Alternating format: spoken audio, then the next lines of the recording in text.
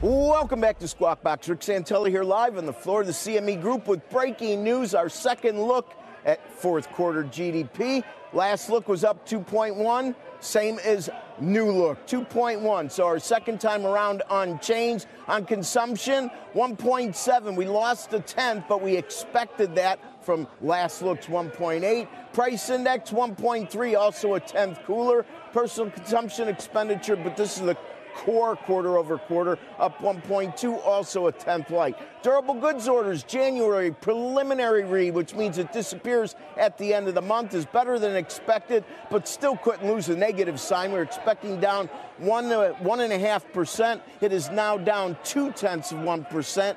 And here's some good news. Our final read on last month upgraded by 0.5% from 2.4 to 2.9. Ex-transportation headline is up 0.9. Solid number. If you look at capital goods orders, non-defense ex-aircraft, a proxy for capital investment and spending. Well, we always like that number to be as positive as possible. It's up 1.1. And last look at down 0.8 is revised to only down 0.5. All very good news. If we look at shipments instead of orders, that's up 1.9. We're looking for unchanged. Also solid with a positive revision. Finally, initial jobless claims are up 8,000. 211 was the revised look from last week, which was up 1,000 from 210. We moved from 211 at 8 equal 219,000. And continuing claims moved down just a smidge from 1.733 million to 1.72.5 million.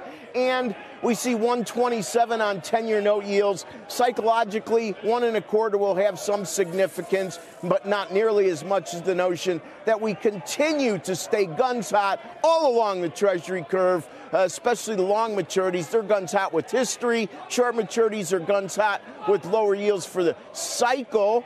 We now currently see under 110 and 2-year note yields. 10s to 2s continues to steepen because the ice is so much thinner on the long end. And, of course, we still have pending home sales.